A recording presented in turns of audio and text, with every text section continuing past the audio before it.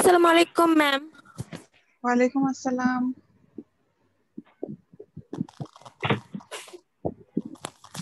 ভালো আছো সবাই? ওয়ালাইকুম সালাম।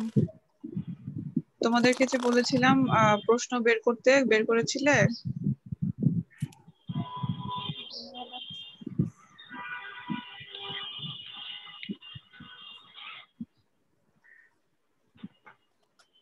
আচ্ছা, একটু মিউট করে রাখো। যাদের মানে এখন আপাতত বলার কিছু নেই তারা মিউট করে রাখো।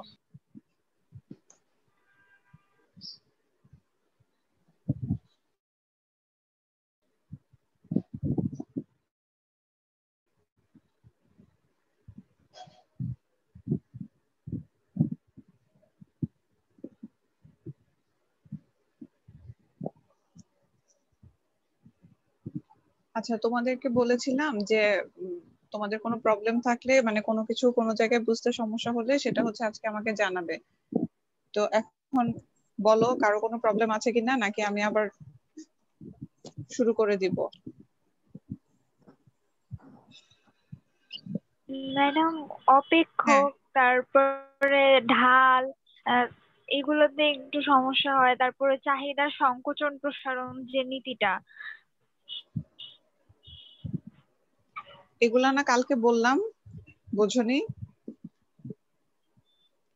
ম্যাডাম, কালকে আমার হঠাৎ করে কারেন্ট চলে গেছিল ক্লাস, তারপর আমি ইউটিউবে দেখছি না। ইউটিউবে মনে হয় দেওয়া, জানি না। না বাবা, ইউটিউবে দেওয়া হয় নাই।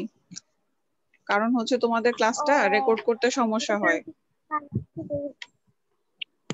ক্লাসটা ও, রেকর্ড করতে সমস্যা হয়, এই জন্য হচ্ছে আবার সবগুলা কালকে ক্লাস।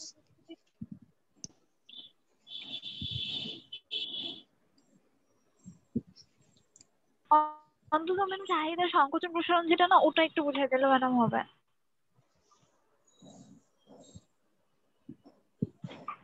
আচ্ছা, ঠিক আছে।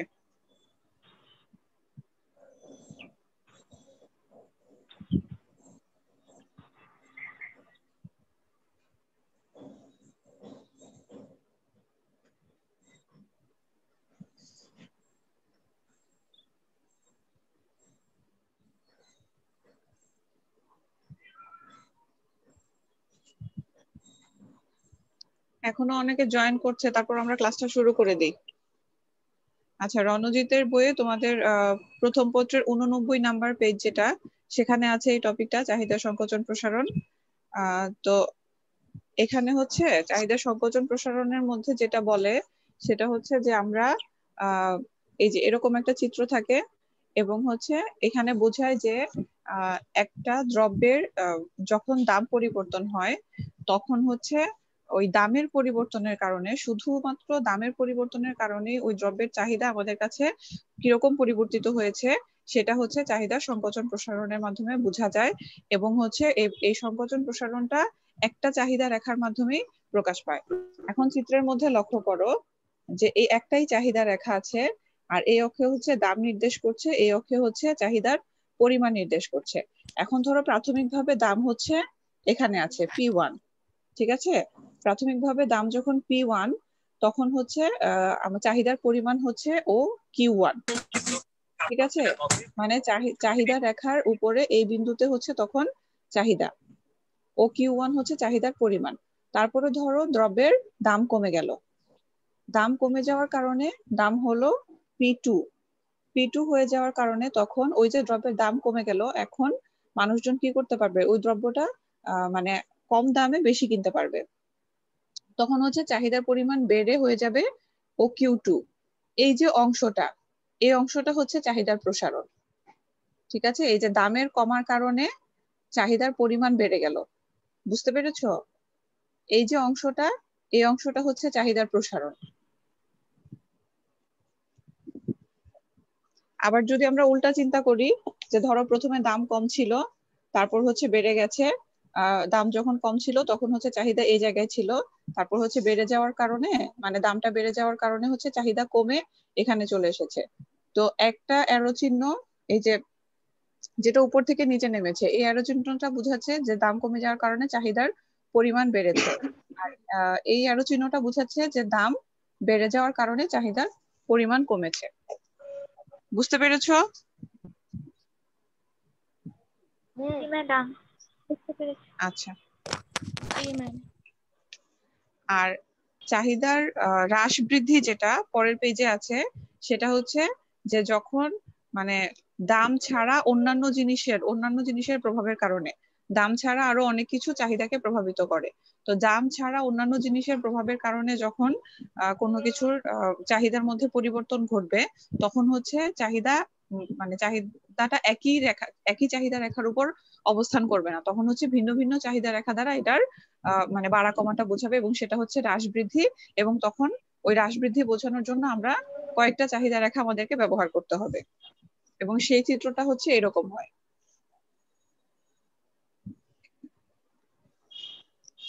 এগুলো কালকে পড়েছি, মানে বলেছিলাম। তারপরে আর এছাড়া আর কারো কোনো প্রশ্ন নেই? ম্যাডাম আমার আছে। অপেক্ষকটা কি?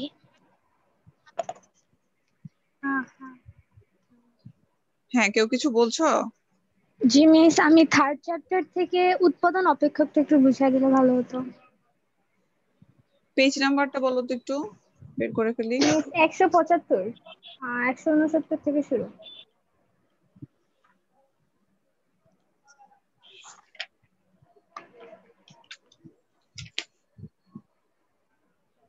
একশো 75। জি মিস। আচ্ছা, পেয়েছি। উৎপাদন অপেক্ষকটা কি জিনিস সেটা বুঝতে চাচ্ছ, তাই তো? জি মিস। আচ্ছা, অপেক্ষক বলতে বোঝায় যে এই যে আমরা যেমন ধরো উৎপাদন অপেক্ষকের মধ্যে দেওয়া আছে কিউ সমান F is a function of L and K, তাই তো? এরকম করে লেখা আছে না? জি মিস। হ্যাঁ, তো এটা হচ্ছে ফাংশন বা অপেক্ষক। এখানে বোঝাচ্ছে এই যে ব্র্যাকেটে এল এবং কে আছে, এই এল এবং কে এর পরিবর্তনের কারণে কিউ কিভাবে পরিবর্তিত হচ্ছে। কোন একটা কিছুর ফাংশন বা অপেক্ষক হচ্ছে এরকম বোঝায় যে দুই বা ততোধিক জিনিসের পরিবর্তনের কারণে বা একটা জিনিসের পরিবর্তনের কারণে আরেকটা জিনিস কিভাবে পরিবর্তিত হচ্ছে। এখানে যে এল এবং কে আছে, এখানে এল দ্বারা বোঝাচ্ছে লেবার বা শ্রম, আর কে দ্বারা বোঝাচ্ছে ক্যাপিটাল বা মূলধন। তো এই দুইটা হচ্ছে তোমার উৎপাদনের মানে উৎপাদনের পরিবর্তক, যে উৎপাদনটা কিভাবে পরিবর্তন হয়। এখন আমরা যদি লেবারের পরিমাণ বাড়াই, শ্রমের পরিমাণ বাড়াই, তাহলে এই যে এখানে কিউটা হচ্ছে এখানে কোয়ান্টিটি অফ প্রোডাকশন বা উৎপাদন, ঠিক আছে? তো এই কিউটা মানে এলটা যদি আমরা বাড়াই বা কমাই, তাহলে উৎপাদনের পরিমাণ কিভাবে কতটুকু বাড়ছে বা কমছে, বা কেটাকে যদি আমরা বাড়াই বা কমাই, তাহলে উৎপাদনের পরিমাণ কতটুকু বাড়ছে বা কমছে, এটা হচ্ছে আমরা উৎপাদন অপেক্ষক দিয়ে বুঝি। জি মিস, থ্যাংক ইউ। এভাবে হচ্ছে সব ধরনের ফাংশন এভাবে কাজ করে। যেমন চাহিদা অপেক্ষক কিরকম হয়? চাহিদা অপেক্ষক হয় Q is a function of P, মানে তখন হচ্ছে চাহিদার পরিমাণটা হচ্ছে পি এর মানে প্রাইসের ফাংশন হয়। যে প্রাইস যদি বাড়ে বা কমে, তখন হচ্ছে চাহিদাটা কিভাবে রেসপন্স করছে, ঠিক আছে? অপেক্ষক গুলা হচ্ছে এভাবে কাজ করে। আচ্ছা, ভেরি গুড, ভালো প্রশ্ন করেছো। আর কেউ? ম্যাডাম, এই অধ্যায় থেকে পরিবর্তনীয় উপকরণ অনুপাত বিধি পরের পেজে যেটা। 176 নাম্বার পেজে? হ্যাঁ।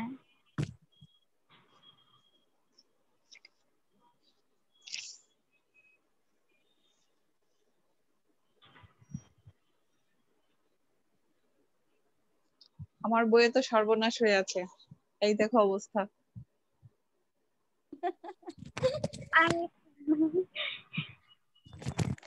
বইয়ের উপর ভূমিধস নেমে গেছে। এখানে দুইটা পেজ একসাথে ছাপা হয়ে গেছে।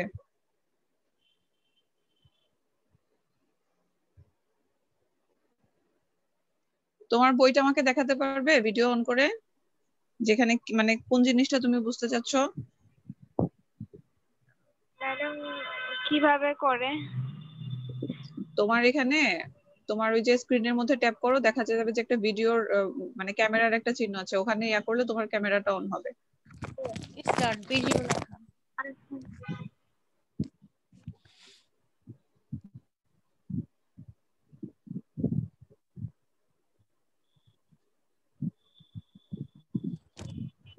ম্যাম মিশ্র অর্থ ব্যবস্থাটা কি?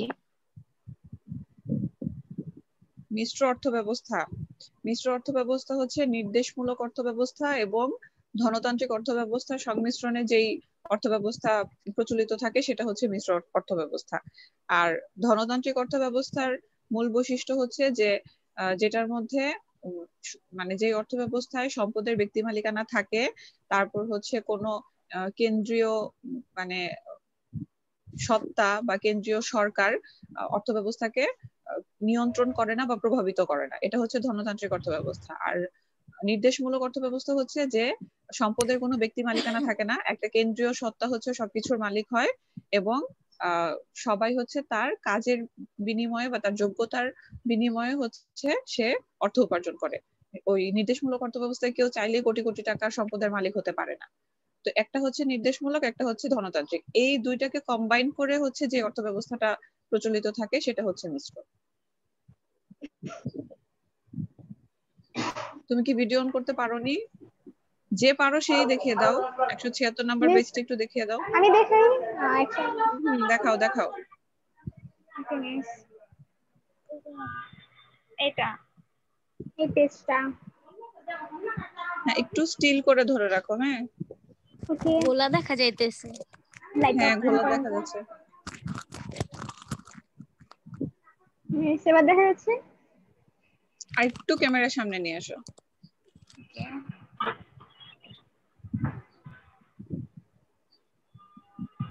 ক্যামেরাটা কম নাড়াচাড়া কর। ক্যামেরা ধরি নাই। এবার ঠিক আছে, বাট নিচের টুক তো দরকার, উপরের টুক তো না, নিচের টুক দেখা ভালোভাবে। আচ্ছা ঠিক আছে, ওয়েট। এবার বুঝতেছো? হ্যাঁ এবার ঠিক আছে। ওইভাবে আমার বই ধরে রাখার সিস্টেমই নেই।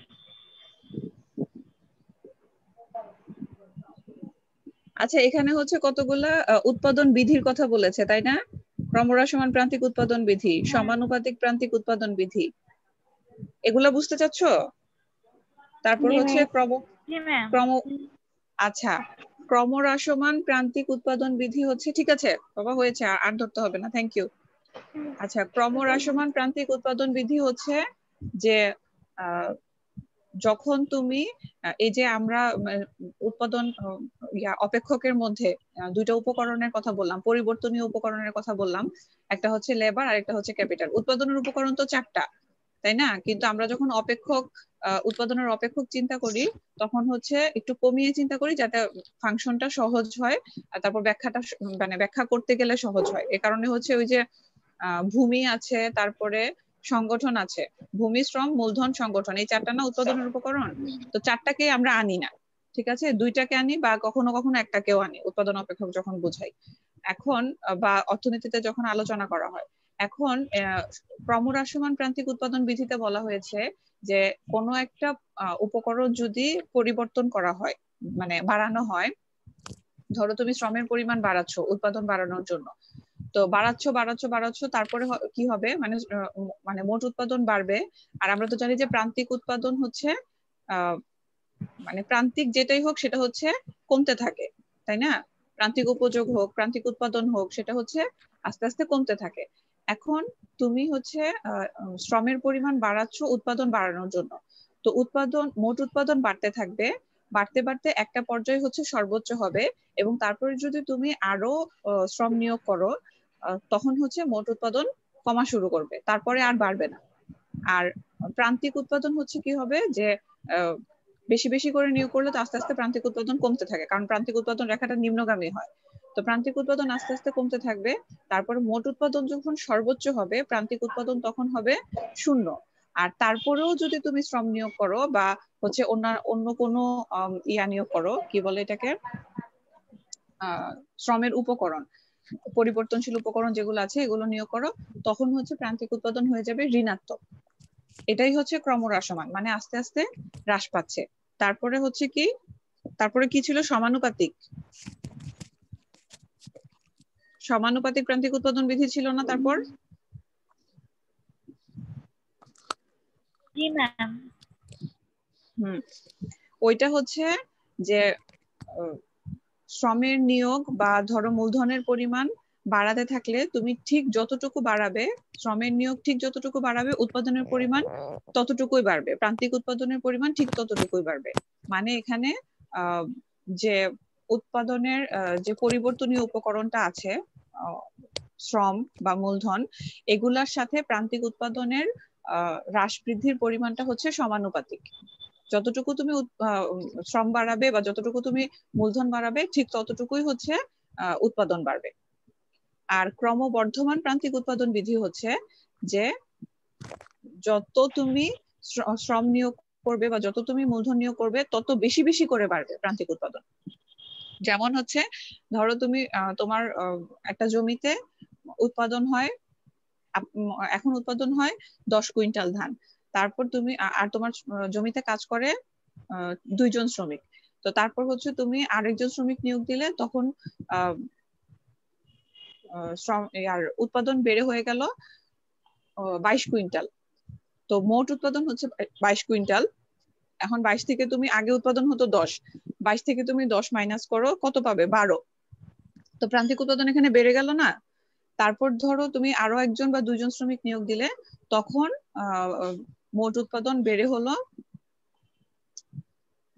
22, 32, 34, 36, ধরো 36 কুইন্টাল হলো। তো 36 থেকে যখন তুমি 22 মাইনাস করবে, তখন পাবে কত? 14 কুইন্টাল। তো প্রথমে ছিল 10, সেখান থেকে তুমি আরো একজন শ্রমিক নিয়োগ করার পরে সেটা বেড়ে হলো, মানে প্রান্তিক উৎপাদন বেড়ে হলো 12, তারপরে আরো একজন নিয়োগ করার পরে প্রান্তিক উৎপাদন বেড়ে হলো 14, মানে প্রান্তিক উৎপাদন এখানে আস্তে আস্তে আস্তে বাড়ছে। তো এটা হচ্ছে ক্রমবর্ধমান প্রান্তিক উৎপাদন বিধি।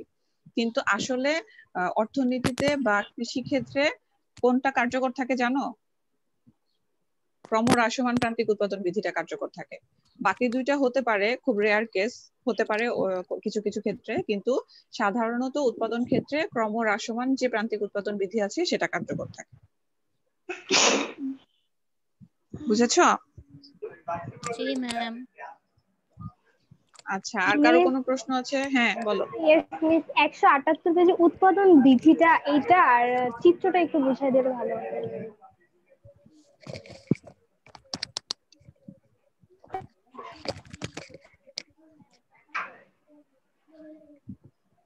178 নাম্বার পেজে কোনটা বলবো?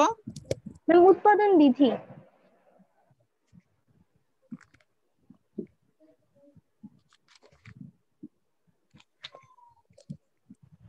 আচ্ছা ঠিক আছে।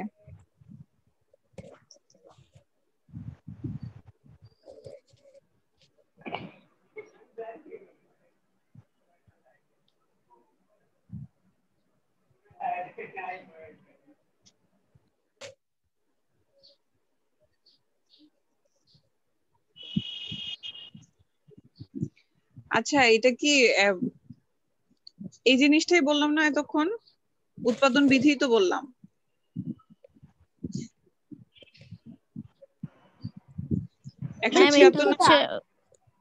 চিত্রটা। আচ্ছা, চিত্র বুঝতে চাচ্ছ? জি মিস।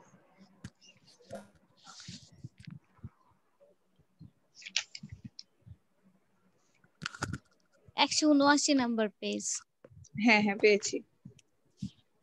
179 নাম্বার পেজে প্রথম চিত্রটা হচ্ছে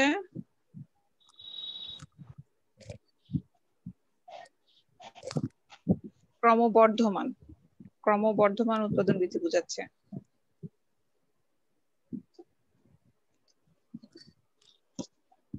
আচ্ছা, চিত্র কি আমার দেখানো দরকার আছে নাকি তোমরা মানে বই থেকে দেখে নিবে? আমি বলি, তোমাদের সবার কাছে তো বই আছে, তোমরা বইয়ের দিকে দেখো। জি ম্যাম। আচ্ছা, এখানে দেখো ভূমি অক্ষে হচ্ছে উপকরণ নির্দেশ করছে। আচ্ছা, একটা জিনিস দেখো, এই যে এখানে কে এর উপর একটা ছোট্ট করে দাগ দেওয়া আছে, দেখতে পাচ্ছো? জি ম্যাম। হ্যাঁ, এই দাগটা বোঝাচ্ছে যে এখানে কে দিয়ে তো আমরা বুঝাচ্ছি মূলধনের পরিমাণ। তো এই দাগটা, হ্যাঁ এই দাগটা বোঝাচ্ছে মূলধনের পরিমাণ এখানে স্থির থাকবে, মানে মূলধন পরিবর্তিত হচ্ছে না। এখানে পরিবর্তনীয় উপকরণ শুধু শ্রম। ঠিক আছে, কোনো ফাংশনের মধ্যে যখন কোনো একটা মানে উপকরণের উপরে বা কোনো সাইনের উপরে যখন এই মানে বার দেওয়া থাকবে, এটাকে বলে বার, এই বারটা যখন দেওয়া থাকবে তখন বুঝাবে যে এই জিনিসটা কনস্ট্যান্ট, এটার কোনো পরিবর্তন নেই, এটা প্রথমে যতটুকু নিয়োগ ছিল এখনো ততটুকুই নিয়োগ আছে, আরেকটা যে উপাদান আছে সেই উপাদানটা পরিবর্তিত হচ্ছে বা সেটাকে আমরা পরিবর্তন করতে পারছি। তাহলে এখানে হচ্ছে মূলধন স্থির আছে এবং শ্রম হচ্ছে আমরা পরিবর্তন করছি। তো ভূমি অক্ষে এই যে 1 2 3 4, এই যে ভূমি অক্ষে যে 1 2 3 4 দিয়ে বোঝাচ্ছে এগুলা হচ্ছে শ্রমের পরিমাণ। মানে শ্রম যদি প্রথমে যখন শ্রম হচ্ছে 1 একক তখন উৎপাদনের মোট উৎপাদন হচ্ছে 4 একক। হ্যাঁ, তারপর হচ্ছে মানে শ্রম কিন্তু আমরা 1 এক করে বাড়াচ্ছি। তারপরে যখন শ্রমের পরিমাণ 2 একক তখন মোট উৎপাদন হচ্ছে 8 এবং 12 মাঝে ধরেছে, তাহলে এটা হবে 10। হ্যাঁ, তারপর হচ্ছে 10।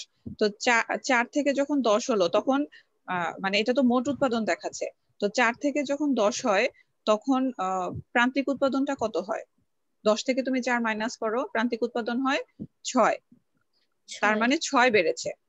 মোট উৎপাদন 4 থেকে 10 হওয়া মানে বেড়ে 6 হয়েছে। আমি যখন শ্রমের নিয়োগ 1 একক বাড়িয়েছি তখন প্রান্তিক উৎপাদন হয়েছে 6। আচ্ছা, তারপরে দেখো যখন 3 নাম্বার একক শ্রমিক নিয়োগ করব তখন হচ্ছে মোট উৎপাদন বেড়ে হয়ে যাচ্ছে 20। দেখতে পেয়েছো চিত্রতে? জি ম্যাম। আচ্ছা, মোট উৎপাদন বেড়ে হয়ে গেছে 20 এই যে এখানে। তো এই যে আমি 3 জন শ্রমিক নিয়োগ করার পরে মোট উৎপাদন বেড়ে হলো 20। তো 20 থেকে যখন তুমি 10 মাইনাস করবে তখন প্রান্তিক উৎপাদন কত পাওয়া যাচ্ছে? 10, তাই না? তারপরে যখন আরো একজন শ্রমিক নিয়োগ করবে তখন এটা বেড়ে কত হলো? এখানে আর কোনো সংখ্যা দেওয়া নেই, এটা হচ্ছে 32 এর পরে ধরো 34, হ্যাঁ 34 হতে পারে। এখানে কি 2 2 করে বেড়েছে না 4 করে বেড়েছে? 36, এখানে 4 4 করে বেড়েছে। আচ্ছা, তো এখানে হয়ে গেছে 36। তাহলে তুমি মোট উৎপাদন থেকে যখন আগের মোট উৎপাদনটা মাইনাস করবে তখন হচ্ছে তুমি প্রান্তিক উৎপাদন পাচ্ছ।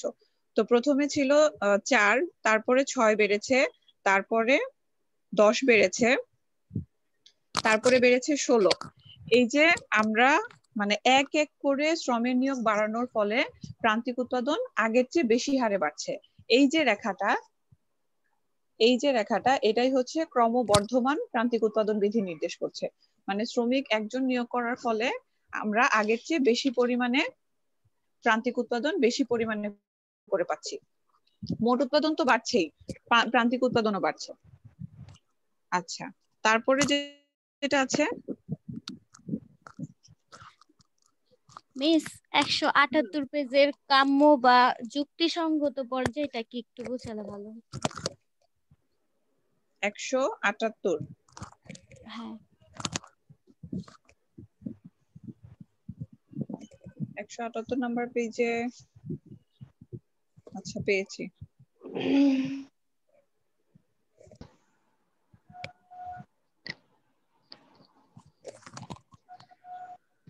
এখানে কোন চিত্র কথা বলেছে? কোন চিত্র কথা বলেছে? মিস চিত্র 178 পেজের কাম্য বা হ্যাঁ হ্যাঁ, যুক্তিসঙ্গত এটা হচ্ছে পর্যায়। তোমার আগের পেজে যে ম্যাডাম চিত্র এর আছে, আগেরটা আগের পেজে যে ওইটা চিত্র আছে পরিবর্তনের উপকরণ। সেটার কথা বলেছে। প্রথম পর্যায়ে মোট উৎপাদন সর্বোচ্চ হয় না, এক্ষেত্রে পরিবর্তনশীল উপকরণের নিয়োগ বৃদ্ধি উৎপাদনকারীর নিকট লাভজনক। তৃতীয় পর্যায়ে মোট উৎপাদন হ্রাস পায় ও প্রান্তিক উৎপাদন ঋণাত্মক হয়ে পড়ে, তাই তখন উপকরণ নিয়োগ অলাভজনক হবে। যেহেতু প্রথম ও তৃতীয় পর্যায়ে উৎপাদন সিদ্ধান্ত লাভজনক নয় তাই এই স্তর দুটিকে আনইকোনমিক রিজিয়ন বলা হয়, দ্বিতীয় পর্যায়কে কাম্য পর্যায় বলা হয়। আচ্ছা, এখানে হচ্ছে এই যে এই চিত্র যে আছে, চিত্রের মধ্যে দেখো এটা হচ্ছে উৎপাদন অপেক্ষককে চিত্রের মাধ্যমে প্রকাশ করা হয়েছে। এই যে চিত্রটা, এটা হচ্ছে উৎপাদন অপেক্ষককে চিত্রের মাধ্যমে প্রকাশ করা হয়েছে। আর এই যে নিচে দুইটা রেখা আছে, এটা এটা একটা হচ্ছে প্রান্তিক উৎপাদন রেখা, আরেকটা হচ্ছে গড় উৎপাদন রেখা। এখন দেখো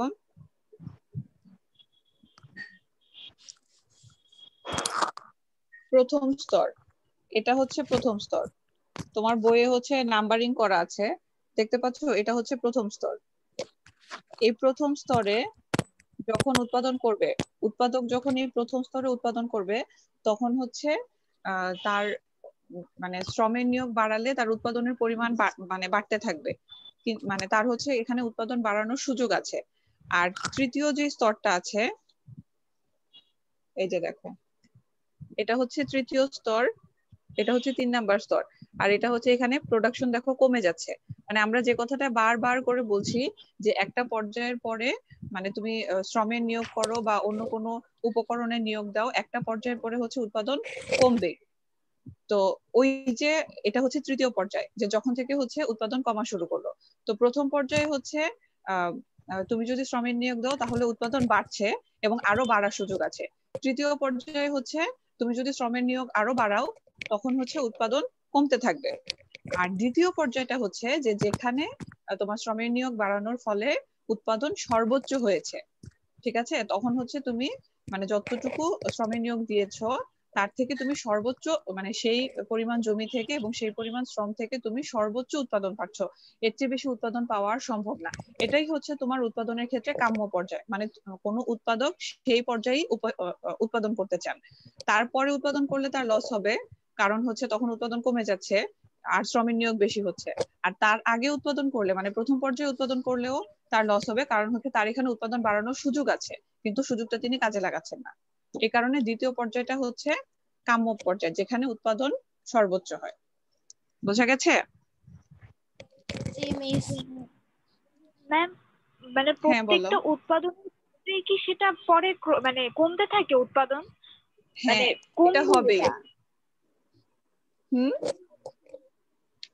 আর ম্যাডাম এই টপিকটা কি ইম্পর্টেন্ট, এই যে 3.1.2 এই যে অনুপাত বিধিটা? সব টপিকই তো মিস ইম্পর্টেন্ট, ইম্পর্টেন্ট হবে না কেন? এটা কেমন জানি, এর চিত্রটা জানি হ্যাঁ কেমন আঁকা, তাই এত আঁকা।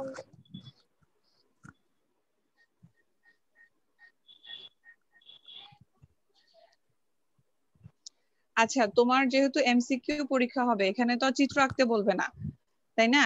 এখানে হচ্ছে তোমাকে আমি মানে এখন যে কথাটা বলেছি যে ধরো আহ, তোমার এমসিকিউ তে কি আসতে পারে সর্বোচ্চ, যে কাম্য স্তর বলতে তুমি কি বোঝো, কোন স্তরটাকে কাম্য স্তর বলে? তো যখন তুমি এই জিনিসটা পড়বে আর আমি তো বুঝিয়ে দিলাম, আর যখন তুমি হচ্ছে বই থেকে ওই অংশটুকু পড়বে তখন কি তুমি এমসিকিউটা অ্যান্সার করতে পারবে না যে কাম্য উৎপাদন স্তর কোনটা?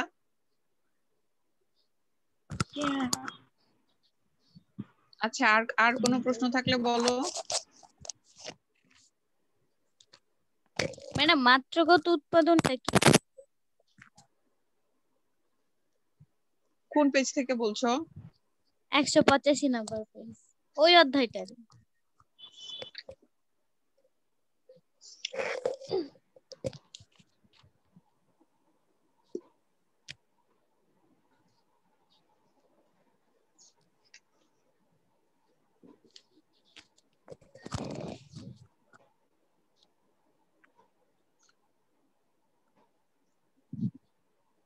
আচ্ছা, মাত্রাগত উৎপাদন হচ্ছে, আমাদের সময় কমে আসছে, সমানুপাতিক প্রান্তিক উৎপাদন বিধিকে দীর্ঘকালীন সময়ে সমানুপাতিক বা স্থির মাত্রাগত উৎপাদন বলে। এক্ষেত্রে নির্দিষ্ট হারে উপকরণ সমূহ নিয়োগ বৃদ্ধির প্রেক্ষিতে উৎপাদন বৃদ্ধি পায়, নির্দিষ্ট বা স্থির থাকে। আচ্ছা, আমরা যে উৎপাদন বিধি পড়লাম, ক্রমবর্ধমান উৎপাদন বিধি পড়লাম, তারপর হচ্ছে সমানুপাতিক উৎপাদন বিধি পড়লাম, মানে এই মাত্র একটু আগে বলেছি না উৎপাদন বিধিগুলা, যে একটা মানে একটা উৎপাদন বৃদ্ধির মধ্যে হচ্ছে তুমি যদি মানে শ্রমের নিয়োগ বাড়াও তাহলে হচ্ছে মানে উৎপাদনের পরিমাণ মোট এবং প্রান্তিক উৎপাদনের পরিমাণ বাড়তেই থাকবে। তো এই জিনিসগুলা হচ্ছে কি বলে মাত্রাগত উৎপাদন, মানে আমার উৎপাদনের আমি হচ্ছে ইনপুট দেওয়ার পরে বা শ্রমের নিয়োগ করার পরে বা আমার পরিবর্তনশীল উপকরণ মানে চেঞ্জ করার পরে আমার উৎপাদনের পরিমাণ মানে কিভাবে কমছে বা বাড়ছে, কিভাবে সাড়া দিচ্ছে, এই জিনিসটা হচ্ছে যখন আমি রেখার মাধ্যমে বের করি, মানে সেখানে হচ্ছে আমার প্রান্তিক উৎপাদনের কোনো ব্যাপার থাকে না, সেখানে হচ্ছে আমার মোট উৎপাদনের কোনো ব্যাপার থাকে না, সেখানে হচ্ছে আমি আমার মানে যে দুইটা উপকরণ আছে শ্রম এবং মূলধন, ওই দুইটার মানে ওই দুইটাকে দুই অক্ষে রেখে যখন হচ্ছে আমরা উৎপাদনের কথা চিন্তা করি, কি বলে উৎপাদনের পরিবর্তনের কথা চিন্তা করি তখন হচ্ছে ওইটা আমরা মাত্রাগত উৎপাদনের মাধ্যমে দেখাই। যেমন ধরো এখানে যে চিত্রটা আছে প্রথমে হচ্ছে স্থির মাত্রাগত উৎপাদনের কথা বলেছে। এখানে নির্দিষ্ট হারে উপকরণ নিয়োগ বৃদ্ধির প্রেক্ষিতে উৎপাদন বৃদ্ধি পায় নির্দিষ্ট বা স্থির হারে, তাই একে স্থির বা সমানুপাতিক মাত্রাগত উৎপাদন বৃদ্ধি বলে। এই যে দেখো এই যে রেখাটা এখানে ভূমি অক্ষে হচ্ছে শ্রমের পরিমাণ নির্দেশ করছে, মানে ভূমি অক্ষরটা হচ্ছে শ্রম নির্দেশ করছে, আর লম্ব অক্ষরটা হচ্ছে মূলধন। পুঁজি বা ক্যাপিটাল নির্দেশ করছে। আর এই যে রেখাগুলা এই রেখাগুলা হচ্ছে উৎপাদন, মানে উৎপাদন কত, উৎপাদনের পরিমাণ এটা নির্দেশ করছে। ঠিক আছে, তো হচ্ছে আমার এই যে লেবার আছে এবং ক্যাপিটাল আছে এই দুইটার কম্বিনেশনে আমি হচ্ছে মানে কি পরিমাণ উৎপাদন পাচ্ছি, কখন কি পরিমাণ উৎপাদন পাচ্ছি এটা হচ্ছে এই মাত্রাগত উৎপাদন রেখার মাধ্যমে প্রকাশ পায়। তো এখানে হচ্ছে দেখো এখান থেকে এই রেখাটার তফাৎ, এখান থেকে এই রেখাটার তফাৎ, এখান থেকে এই রেখাটার তফাৎ হচ্ছে সেম। তো এটা হচ্ছে স্থির মাত্রাগত উৎপাদন। আর পরেরটা যেটা সেটা হচ্ছে কিভাবে এই চিত্রগুলো আঁকে কিভাবে,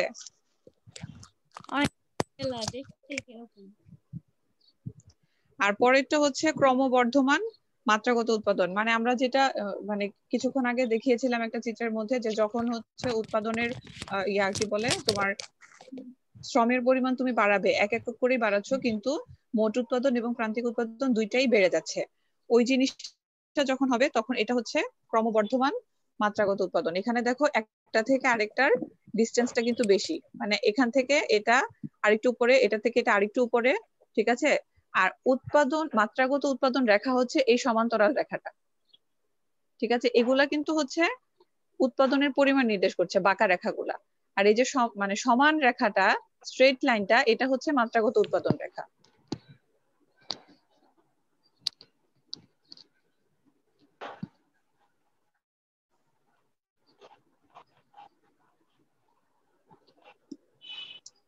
তারপর হচ্ছে ক্রমহ্রাসমান প্রান্তিক উৎপাদন বৃদ্ধিটি দীর্ঘকালীন সময়ে ক্রমহ্রাসমান মাত্রাগত উৎপাদন হিসেবে দেখানো যায়। এক্ষেত্রে নির্দিষ্ট হারে উপকরণ সমূহ নিয়োগ বৃদ্ধির প্রেক্ষিতে উৎপাদন বৃদ্ধি পায় ক্রমহ্রাসমান হারে। ওই সেম কথাই বলেছে যে যখন হচ্ছে দীর্ঘকালে যখন হচ্ছে ক্রমহ্রাসমান প্রান্তিক উৎপাদন বৃদ্ধি কার্যকর থাকে তখন ওই জিনিসটা যখন আমরা চিত্রের মাধ্যমে উপস্থাপন করব তখন হচ্ছে ক্রমহ্রাসমান মাত্রাগত উৎপাদন বৃদ্ধি পাবো। আমাদের সময় কমে আসছে, আর 5 মিনিট আছে। মানে সেকেন্ড পেপার কি ধরবেন? তাহলে সেকেন্ড পেপার থেকে জাস্ট শেয়ার বাজার, স্টক এক্সচেঞ্জ আর বন্ডটা একটু সংক্ষেপে যদি একটু বলে দেন। বাবারে তোদেরকে যে কত পড়াইলাম শেয়ার বাজার, আমি তো ভাবছি শেয়ার বাজার আর ধরতে হবে না। পেজ বলো, হারিয়া হারিয়া। ম্যাডাম রণজিতের বইয়ে শেয়ার বাজার হলো 297। শেয়ার বাজার পড়াইতে পড়াইতে ত্যক্ত হয়ে গেলাম, আমার মনে হয়েছে তোমরাও ত্যক্ত হয়ে গেছো। মিস ফাইনাল এক্সামের জন্য তো 3টা অধ্যায় না, তো ওইটা তো চতুর্থ অধ্যায়, এটা লাগবে এখন না ষষ্ঠ অধ্যায়? এই 3টা অধ্যায় কি কি আছে সেটা তো আমি দিয়েই দিয়েছি, 3টা তো সিরিয়াল ওয়াইজ 3 অধ্যায় না। 3টা অধ্যায় তো এমন না যে প্রথম দ্বিতীয় তৃতীয় অধ্যায়, কোনটা থেকে ফার্স্ট পেপার থেকে কোন 3 অধ্যায় পড়বে, সেকেন্ড পেপার থেকে কোন 3 অধ্যায় পড়বে ওগুলো তো আমি বলেই দিয়েছি। কি জানতে চেয়েছো, শেয়ার কাকে বলে? শেয়ার, স্টক এক্সচেঞ্জ আর বন্ড, জাস্ট সংক্ষেপে। আচ্ছা শোনো, যদি হচ্ছে কেটে যায় তাহলে ওই লিংকটার মধ্যে আবার ট্যাপ করলে মানে ক্লাস শুরু হবে, বুঝছো? যদি কেটে যায় তাহলে আর যদি মানে বোঝানো শেষ না হয় তাহলে আবার হচ্ছে ওই লিংকটার মধ্যে ট্যাপ করবে। ঠিক আছে? Okay ma'am.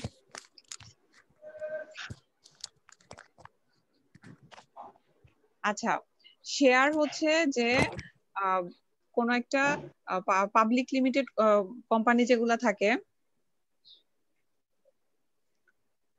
Public limited company না private limited company, public limited company. Share হচ্ছে যে পাবলিক লিমিটেড কোম্পানিগুলো তাদের মূলধনের মানে মূলধনটা আদায় করে জনগণের কাছ থেকে। তারা হচ্ছে কি করে, একটা পেপার ইস্যু করে, যেটার মধ্যে হচ্ছে বলা থাকে যে যারা ইচ্ছুক আমাদের ব্যবসার অংশ, মানে আমাদের ব্যবসার অংশ হতে যারা ইচ্ছুক, তারা হচ্ছে আমাদেরকে এত টাকা দিয়ে আমাদের মানে ব্যবসার মূলধনের এই অংশটার মালিক তোমরা হতে পারবে।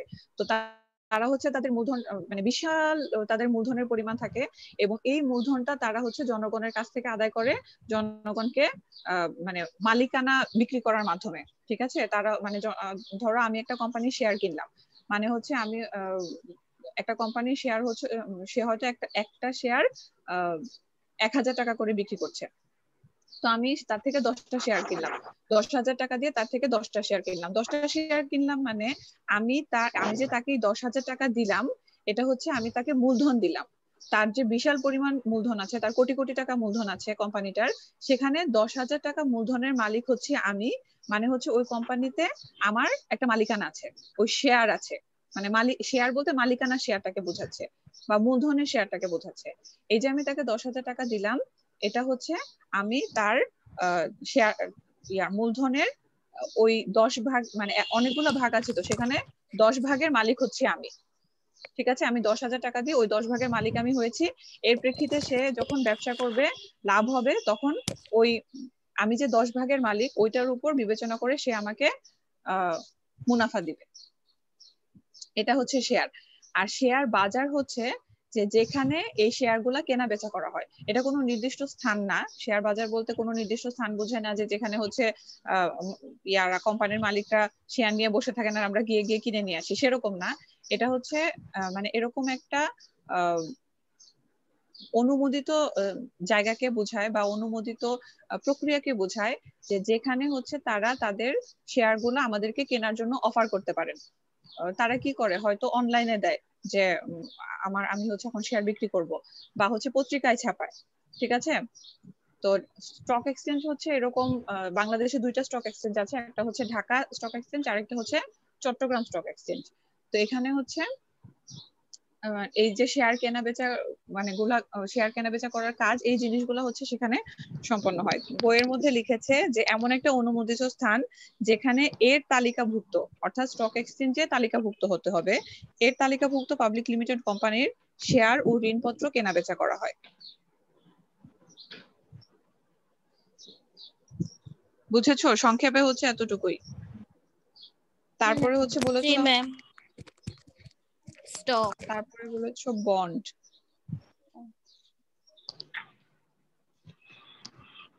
বন্ড হচ্ছে ঋণ। বন্ড হচ্ছে যে আমরা মানে কোম্পানি থেকে যখন আমি বন্ড কিনছি, তখন আমি কোম্পানিকে ঋণ দিচ্ছি। শেয়ার যখন কিনছি, তখন হচ্ছে আমি কোম্পানির মালিকানার অংশীদার হচ্ছি, তাই না? শেয়ার যখন কিনছি তখন আমি কোম্পানির মালিকানার অংশীদার হচ্ছি, কিন্তু আমি যখন কোম্পানি থেকে বন্ড কিনছি, বন্ডও হচ্ছে একটা মানে এ পিস অফ পেপার। ঠিক আছে, ওখানে কিছু টার্মস এন্ড কন্ডিশনস লেখা থাকে। তো আমি যখন টাকা দিয়ে ওই বন্ডটা কিনবো, তার মানে হচ্ছে আমি যে টাকাটা দিয়ে কিনলাম, ওই টাকাটা আমি কোম্পানিকে ঋণ হিসেবে দিয়েছি, এবং কোম্পানি তখন আমাকে ওইটার বিনিময়ে সুদ দিবে, মুনাফা দিবে না। তখন আমি কোম্পানির মুনাফার মালিক হব না, বা মুনাফার অংশীদার হব না, তখন হচ্ছে আমি কোম্পানি থেকে সুদ পাবো।